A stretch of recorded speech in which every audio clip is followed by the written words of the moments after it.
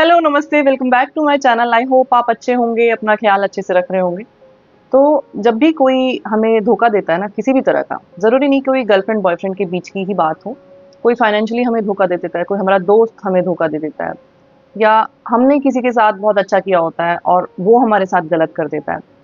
तो जब भी इस तरह की चीज़ें होती हैं ना, तो समय के साथ-साथ हम उस इंसान को तो भूल जाते हैं, लेकिन जो उस इंसान का दिया हुआ धोखा होता है, वो हम कभी भी नहीं भूल पाते। वो हमारे दिमाग में कहीं न कहीं सबकॉन्शियसली घर कर जाता है।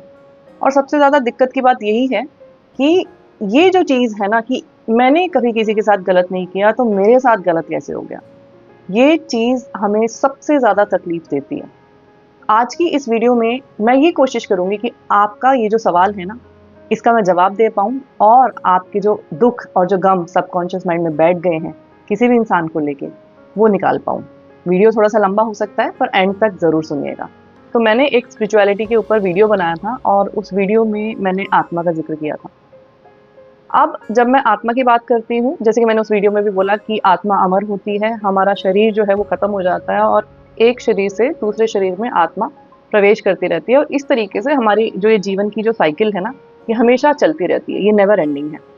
अगर आपको लग रहा है कि मैं ये सब कुछ क्यों बता रही हूँ, तो इसका ही सबसे गहरा लिंक है, जो बात मैंने आपसे पहले कही थी उससे। अब अगर कुछ लोगों को ऐसा लगेगा कि जो मैं बोलने वाली हूँ, वो उन सब चीज़ों पे विश्वास नहीं करते हैं, तो मैं आपसे ये कहूँगी कि विश्वास किसी भी चीज़ पे करना या किसी भी चीज़ पे विश्वास ना करना, वो एक इंसान तभी बोल सकता है या तो उस इंसान ने उस चीज़ का बहुत अच्छे से अध्ययन किया हो, बहुत सारी रिसर्च की हो, उसके बाद वो किसी कन्क्लूज़न पे आया हो। बिना उस सब्जेक्ट के अंदर गए और सिर्फ़ ऊपर से बोल देना कि मैं ये चीज़ को नहीं मानती या नहीं मानता, मेरे हिसाब से वो ठीक नहीं है। तो अगर आपको ऐसा लगे कि जो मैं बोल रही हूँ वो ठीक नहीं है, तो आप जाइए, उन चीज़ों पे रिसर्च कीजिए। जो मैं बोलने वाली हूँ, ये रिसर्च कोई 1 महीने, 2 महीने की नहीं है। कई सालों तक मैंने बहुत सारी किताबें पढ़ी हैं और ऐसा नहीं है कि उन किताबों में जो लिखा था वो मैंने मान लिया। फिर तो ये हो जाएगा कि जो उन लोगों ने लिखा था, उनकी सोच को मैंने अपनी सोच बना लिया।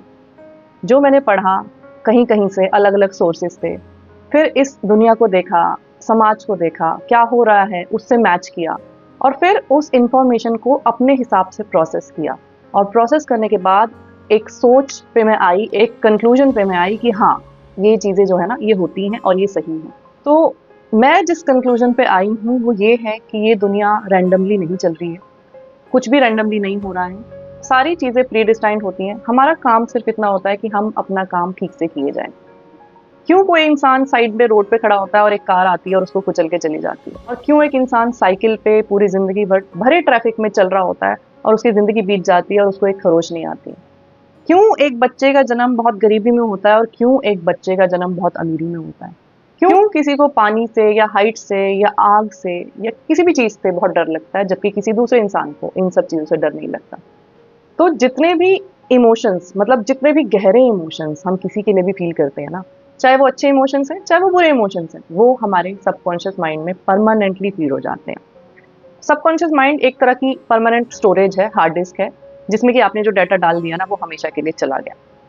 अब होता क्या है, जब हम ये शरीर छोड़ भी देते हैं ना, तो वो इमोशंस अच्छे या बुरे, वो फिर भी हमारे सबकॉन्शियस माइंड में रह जाते हैं। सबकॉन्शियस माइंड कुछ भी नहीं है, वो सिर्फ़ हमारी आत्मा ही है।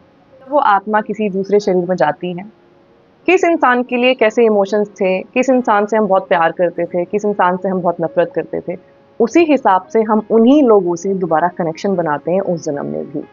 तो ये सारा एक हिसाब-किताब है और इस हिसाब-किताब में 0.1% भी गड़बड़ नहीं होती।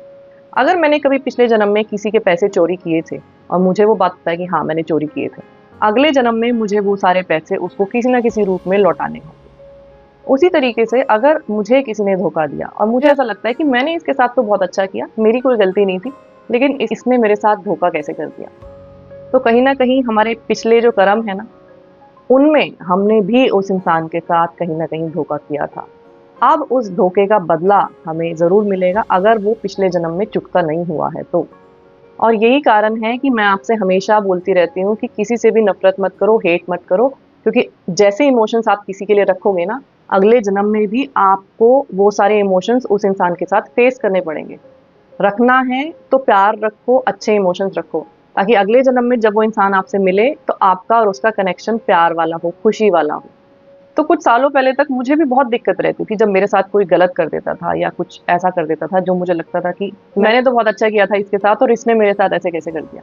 तो मैंने इन सब चीज़ों के जवाब ढूँढने शुरू करे कि ऐसा क्या है, ये दुनिया कैसे चल रही है। सारी चीज़ों में थोड़ा गहराई में जाना शुरू किया, चीज़ों को पढ़ना शुरू किया और एक के बाद एक के बाद एक लिंक बनते चले गए चीज़ों के। तो अगर आपको ऐसा लगता है कि ये सारी चीज़ें नहीं होती हैं, तो मैं आपसे ये बोलूँगी कि जाओ और जाके ना रिसर्च करो। एक दिन में रिसर्च नहीं होगी, मेरी बहुत सालों की रिसर्च है जो मैं आपके साथ शेयर कर रही हूँ। फिर भी मैं आपको यही कहूँगी कि आप जाओ अपनी रिसर्च करो और देखो, सोचो थोड़ा-सा, ये दुनिया में ऐसा क्यों हो रहा है कि एक इंसान बहुत दुःख में है और एक इंसान बहुत खुशी में है। हम क्या लाइन बोलते हैं कि जो लोग किसी के साथ बुरा कर रहे हैं, वो तो बहुत खुश हैं और हम लोगों ने किसी के साथ बुरा नहीं किया, हम इतने दुखी क्यों हैं? कुछ ना कुछ तो रूल है ना, कुछ ना कुछ तो फ़ॉर्मूला है जिसके हिसाब से ये सब कुछ चल रहा है। ऐसे ही थोड़ी ना कि किसी को दुःख दे दिए बिना बात के और किसी को बहुत खुशी दे दी बिना बात के। जो भी हम सबकॉन्शियस माइंड में लेके जाएँगे ना अपने साथ, अच्छे कर्म, बुरे कर्म, उन सब कर्मों का लेखा-जोखा होता है हमारे सबकॉन्शियस माइंड में और उन्हीं कर्मों के हिसाब से हमारा अगला जन्म डिफ़ाइन होता है। कौन हमारे माता-पिता होंगे, कौन हमारे भाई-बहन होंगे, किससे हमारी शादी होगी, वो सब कार्मिक रिलेशनशिप हैं। जिसके साथ आपने जिस तरह के कर्म किए हैं ना पिछले जन्मों में, वो इंसान उन्हीं कर्मों के हिसाब से आपके साथ रिएक्ट करेगा, आपके साथ बिहेव करेगा। होपोनोपोनो प्रेयर क्या है? I am sorry, please forgive me, I love you. क्या मतलब है इस प्रेयर का? इस प्रेयर की गहराई क्या है? हम अपने सबकॉन्शियस माइंड में ये मैसेज पहुंचा रहे हैं, ये 4 सेंटेंसेस बार-बार बोल के, अगर मैंने किसी भी आत्मा का कभी भी कुछ बुरा किया है, तो मैं माफ़ी माँगती हूँ, प्लीज़ मुझे माफ़ कर दो। मैं इन सब आत्माओं से प्यार करती हूँ, जितनी भी आत्माएँ दुनिया में एग्ज़िस्ट करती हैं। क्योंकि ना मैं किसी का नाम लेती हूँ इसमें और ना मैं किसी के बारे में सोच रही हूँ। न्यूट्रल स्टेट में हम ये बोल रहे हैं कि I am sorry, please forgive me, I love you. Ho'oponopono prayer का असली अर्थ ये है।